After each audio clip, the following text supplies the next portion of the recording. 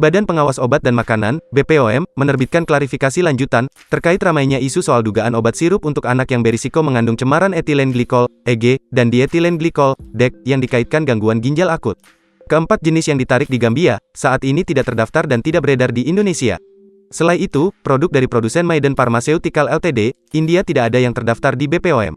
Berdasarkan informasi dari WHO, keempat jenis obat yang diproduksi oleh Maiden Pharmaceuticals Limited, terdiri dari Promethazine Oral Solution, Covex Malin Baby Cough Syrup, Macov Baby Cough Syrup, dan Magrib and Cold Syrup. BPOM melakukan pengawasan secara komprehensif pre- dan post-market terhadap produk obat yang beredar di Indonesia. Namun demikian EG dan DEG dapat ditemukan sebagai cemaran pada gliserin atau propilen glikol yang digunakan sebagai zat pelarut tambahan. BPOM telah menetapkan batas maksimal EG dan DEG pada kedua bahan tambahan tersebut sesuai standar internasional. Lebih lanjut, Kementerian Kesehatan telah menjelaskan bahwa penyebab terjadinya gagal ginjal akut atau acute kidney injury, AKI, belum diketahui. Hingga kini masih memerlukan investigasi lebih lanjut bersama BPOM, Ikatan Dokter Anak Indonesia, IDAI, dan pihak terkait lainnya. Selain itu BPOM mendorong tenaga kesehatan dan industri farmasi untuk aktif melaporkan efek samping obat atau kejadian tidak diinginkan pasca penggunaan obat. Selanjutnya, untuk produk yang melebihi ambang batas aman akan segera diberikan sanksi administratif.